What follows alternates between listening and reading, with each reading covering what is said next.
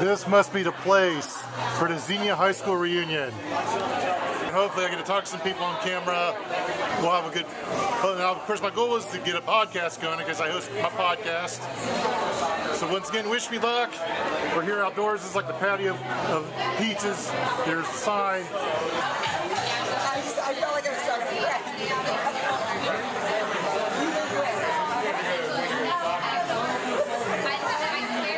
Back here at Beaches, got some food to go. I'll show you what I got. Got some pita bread, hummus, and some fries. I'll be taking that home with me. This is Shae. Say hello. Hi. Hi, world. All right, so Shae, you went to high school with me. Junior year, me and Shae, we was in the homecoming court. Yes. And that was a great moment. Yeah. Yep. Yes, that was also a great moment. So with that, Shae, during your high school years, what was your favorite song or songs like you just had to listen to like before you got in the morning to go to class? What was your favorite type of songs? Yeah, so at the time I feel like it was Yeah by Usher, like yeah. Yeah. That's how you say it. Oh, that's better. Yes, but yeah, that was Usher, Ludacris, and Lil Jon.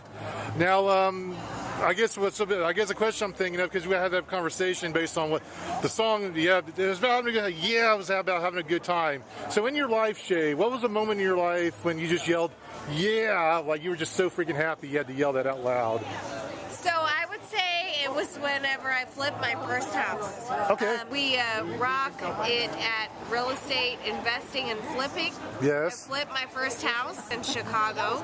Yes. And it was a house built 1916, and we painted it, and we ended up selling it for over $100,000 more than what we bought it for. Well, that's a serious flip, because yes, to buy a house is in such bad condition, then to sell it for a lot more money, I would yell as well. Like, yeah, all that money in my bank account. But yes. Now, yes. So it was about $80,000. $80,000? Yeah, that moved into our bank account.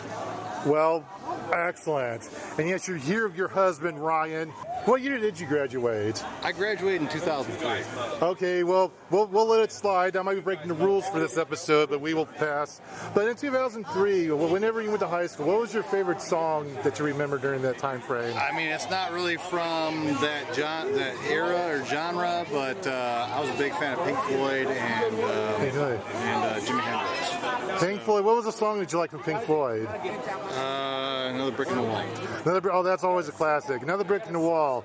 Now, well, with you flipping houses and construction, people like to build stuff like building bricks. So with that song, was that an inspiration for you to love housing and get into housing as an adult, you say? I don't know if that was direct inspiration, but I mean, I think just the kind of the idea behind it and just the weird thought processes behind that type of music is what drove us to be entrepreneurial. Okay. I'm trying to think of one more question before I let you go. Now with Pink Floyd, well, let's talk about Pink Floyd. Would you say he's on your Mount Rushmore of like the greatest guitarist of all time? Like, where is he at all time? Oh, absolutely. He's the best? I don't know about the best guitarist, but in terms of like the music style, the quality, the storyline behind the music, you know. Yes. The old like the ability to have an album that portrays a story. I mean, that's what I love about Pink Floyd. Yeah, I agree. That's his strength. He was good telling stories, good riffs. All right. Well, Ryan, thank you for your answer. It's been great. Thank you for being on the show. Appreciate it. Let's see. We got a few others that will be on my show. But when he said August 2001, I'm like, R.I.P. Aaliyah. Oh, hello. I know. We were in 9th grade in 2001. We need a resolution, Aaliyah. I know. Yeah. Well, no, it was, remember, Rock the Boat when she... Yeah. I didn't listen to pop.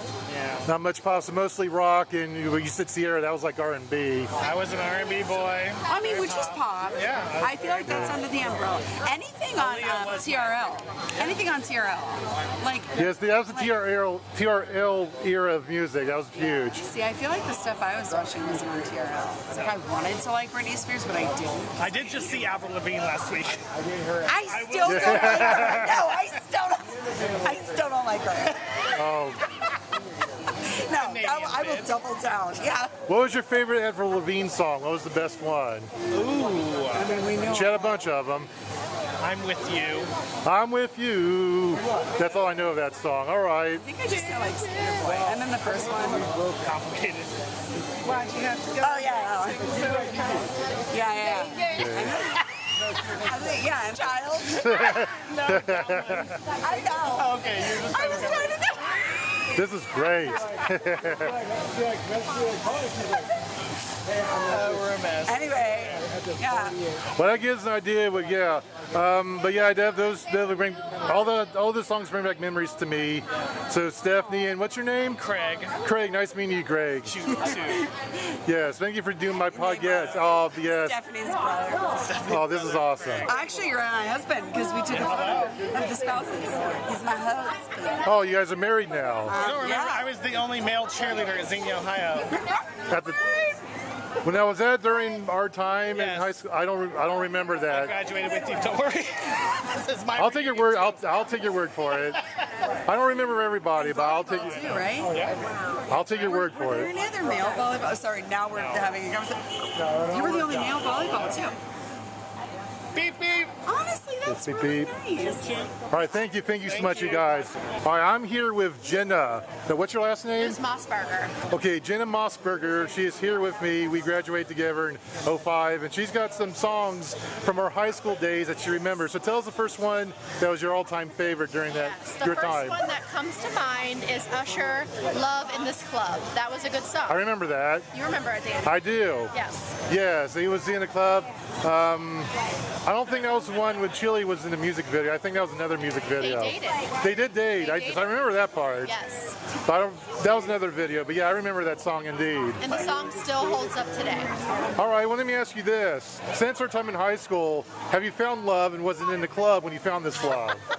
I did find love, and I indeed found it in the club, actually at a swim-up bar. That's where I met my husband. Okay. And we've been married, or we've been together for 12 years and married for 5. Oh, well, congratulations. Thank you. John Massengale, we graduated together back in 2005. And we had a lot of good times together, but I want to know, one of the best things about those days was the music we listened to. What was your favorite song during that era? Oh my gosh, there's so many songs that come back to me, but I'll say like my favorite, probably I still listen to today, and I encourage my kids to listen to, like really motivate them. Yes. Is Eminem, Lose Yourself. It's Oh, a great song. Yeah. So it's a song out of 8 Mile. It talks about like motivating and like, you know, never giving up, even when you're down. It's a great song. I still listen to it today. Man, Nelly was a great. I mean, I love Nelly, and Nelly was good. very Yes. eclectic. I like Linkin Park was another good band. Yeah. R.I.P. Chester Benningfield. Yes, him. But, Yes. but great music back in the 2000s era. Well, I have a question about Lose Yourself, because that was a great song, and that song was about he wanted to be the biggest rapper in the world, and he had faced great odds.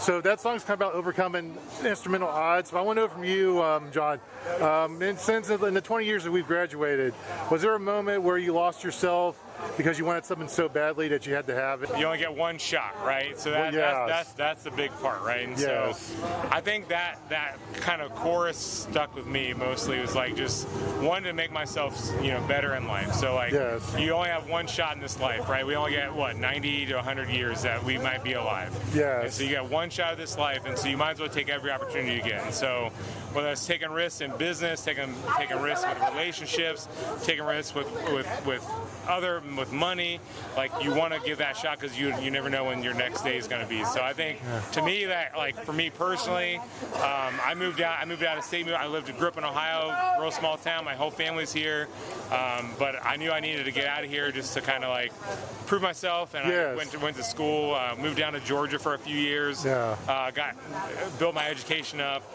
came back, and now I'm doing much better. I think because that one bet on myself where I moved out of my comfort zone to come back to a better life. So I can relate with that because I think I've had a lot of goals in my life, but I have traveled some parts of the country, and of course, one thing of this podcast, I had to go to the right state, and I lived in Fairborn for a while, so I could learn how to do that. But I think most people can relate with that, John. That people, if you want to bet on yourself, you have to do things that are risky sometimes. I imagine you doing that, it probably scared your family or whatnot. They were like, "What are you doing?" but that's admirable. And thank you for sharing that with me. Of course, yeah. Or any other good song? You said Nelly. Is there a good Nelly song that you like? I like Ride With Me and Dilemma, Park in the End. I mean, yes. I was very eclectic when I was in high school, so I listened to stuff in the 80s still, like 90s. I love the grunge era from like Nirvana. Oh, yeah. Alice in Chains. Yeah. Dr. Dre. I mean, like, there's so much good music back when we were growing up. And absolutely, yeah. Still Dre. I always jam to that. I crank it up whenever I hear that. Still Dre. Yeah. And then, yeah, I miss those days because I just wish. Some days I do wish we were back there because life was simpler. You know, my grandparents were alive, and they're both dead now. I imagine you've lost some people over the years. I just want you to time machine and go back there. Yeah. But thank you for your answers. These are good answers. Yeah, for and sure. shake your hand. Yeah. All right. Thank you so Appreciate much. it, Dan. All right. See you around. I'm here with some more of my friends that I graduated high school with. I am with Cati, and I am with Jessica. All right. Hello, you two. It's been a while. Well, hello. But hello. So anyway, so during our high school years, what was your favorite song and why? Like, what was so great about the song? Well, so I'll start with you. Okay, Kanye West, Gold Digger. Okay, Kanye West, Gold Digger. So what was great about that song? What was so great about Gold Digger? Kanye's just iconic. Yes. Like, you cannot. Kanye's crazy, but he's iconic. Kanye's iconic. He is terrible. I agree. He's a bad person, but he was a good musician back in the day. Oh my God. He wasn't so bad yet. He just felt bad because his mom died. No, I didn't. No, he made Through the Wire. Yes. With his jaw wired shut. Yes, he did. Now, Cati, I want to talk about your favorite song. I know you like listening to music like most of us. What's your favorite song? What's your top three if you have more than one song? I want to hear all about it. I Don't Want No Scrubs, TLC. No, that was... Well, that was 1999, but that was a good song. I mean, I remember that at the Green Honey The Whisper days. song, Yin Yang Twins. Yeah, that was appropriate era. Bob. Was P. Pablo? P. Pablo, he did. I'm trying to think what year he did. North Carol. Yeah, Spin It Like a Helicopter. That may have been too bad. You're right. What about some Nelly? Did we have Nelly? Nelly was big. I'm trying to think what year he came in. His first album was 2000. Country Grammar. Country Grammar. That was 2000. His follow-up, that was the one where he did that song with that woman from Destiny's Child. I think that was 2002. Kelly Rowland, yes. Boo, is that it? Boo. No matter what I do. I forget it. All I think about is you. That was a good song. When I'm with my boo. Boy, you know I'm crazy over you. Woo woo. That's the gist of it. Ooh, we knew some Limp Bizkit. Limp Bizkit, that was It's metal. all about the he said, she said. Oh, Too Short. Too short. Shake that monkey. Oh, right.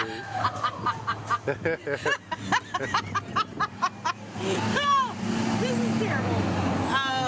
What else do we listen to? 'Cause I Got High. Yes. Is that? That was Afro Man. Ooh, remember Shaggy banging on the bathroom floor? Yes, I remember that. Outcast. What was the song? You know, hey, ya. Hey, ya.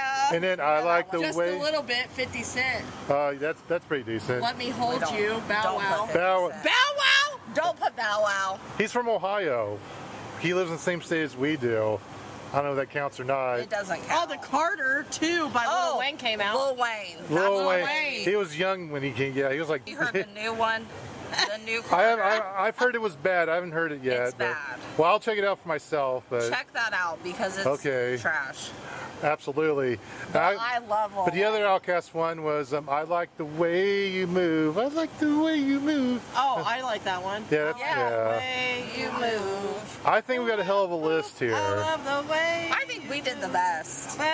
Oh, actually, I'm The way. Whoop, whoop. Yes, I have a wonderful playlist going thanks to my friends. And of course, I told Damn, don't you stop, Drew.